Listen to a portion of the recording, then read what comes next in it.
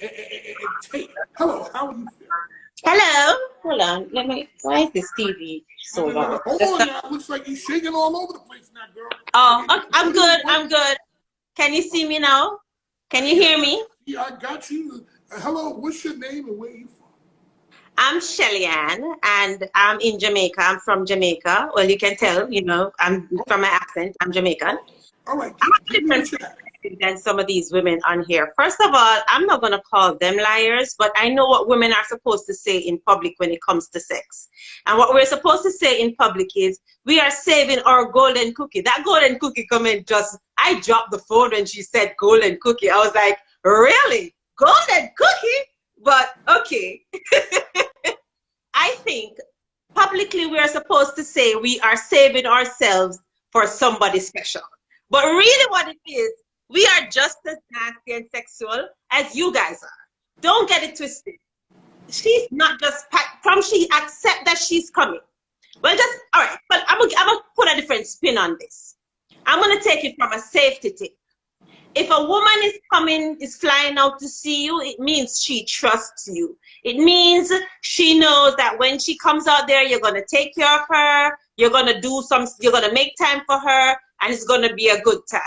Now, what can happen is, we can always talk about it and say, well, when I get there, I'm not gonna have no sex, but the fact is, y'all are grown. When you're over there, stuff happens. You probably go out, you probably take her to a nice show, the music nice, the vibe right, you smell better than she thought you would from the text message, you're looking good, you put your arms around her and it feels nice, y'all kicking back, you're drinking some wine, all her juices start flowing. Hey, y'all doing all kind of style by the time you get back to the hotel. So it's not just about whether or not, okay, I'm going to come out there and I'm going to decide from now that I'm going to keep my legs closed the entire weekend. We don't function like in a realistic situation. Come on. Like, what kind of weekend you plan to have? Are you just going to sit down there with your legs tight the entire time? And then what if something happens and you feel aroused? What if this guy is the guy and turn you on? Like, are you a robot?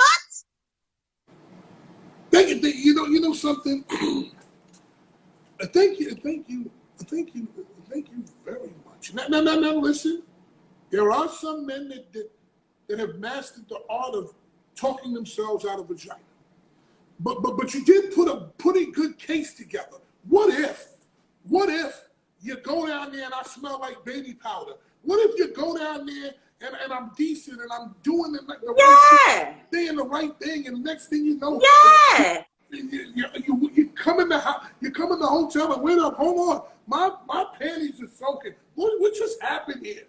Exactly. I mean, listen, first of all, you're not going out there if you're not into the person. So let's start there. You're into them and you obviously trust them, because to put yourself in a completely different city or country or wherever you're going, because you're going with that person, it means that you think of them on a certain level. So you're already there.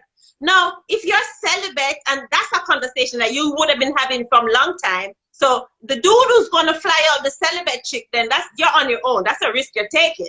But I'm just saying. You just said the guy that flies out a celibate woman, you're on your own.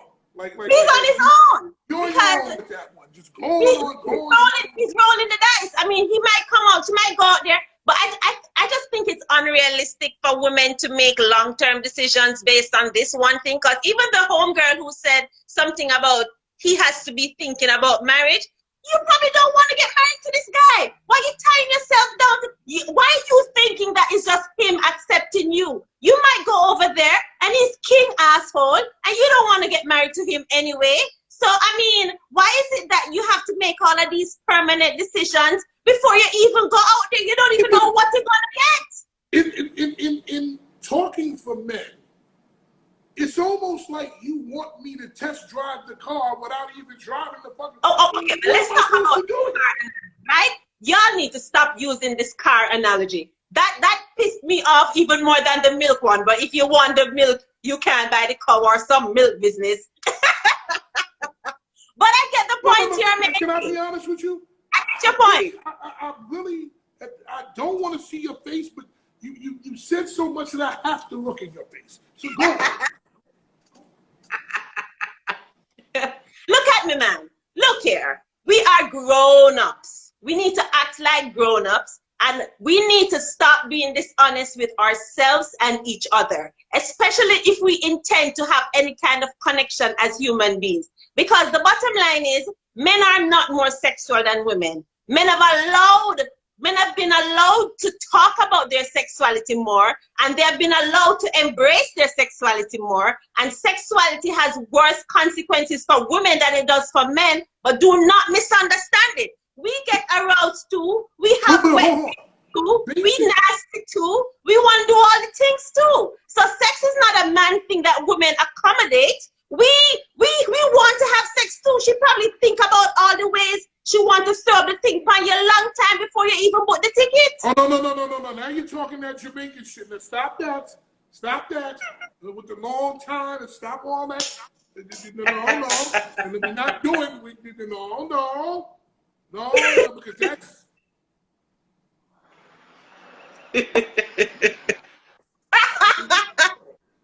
When you start talking that shit, that's like women speaking Spanish, just stop. Oh, I'm sorry. You want me to slow it down? I rebuke you in the name of Jesus. Oh, don't rebuke me. Don't rebuke me. No, because you start to talk. You start to... Jesus. Is there anything else that you like to bring to the table? I just want to say that it is okay, ladies, to open up and accept who you are and what it is that you want, and ask for what you want. And by the way, this idea that having sex with a man that flies you out is somehow meaning that you don't know your value or you don't deserve respect, that just don't even make no sense. We're grown folks and we have sexual feelings. And you go out there to that man, he's gonna smell so good, you're gonna jump on him when you get at the airport. Bless if you get to the hotel in one piece with clothes on. So just do it safely and wear a mask. Thank you very much. Send me a DM. I shall. That was Dr. Sexy Air. She actually happened to be on Damon John's live and then wound up hopping over to be on my live. It brought a lot of good insights, so I fuck with her. Hopefully she'll come back and be on the show.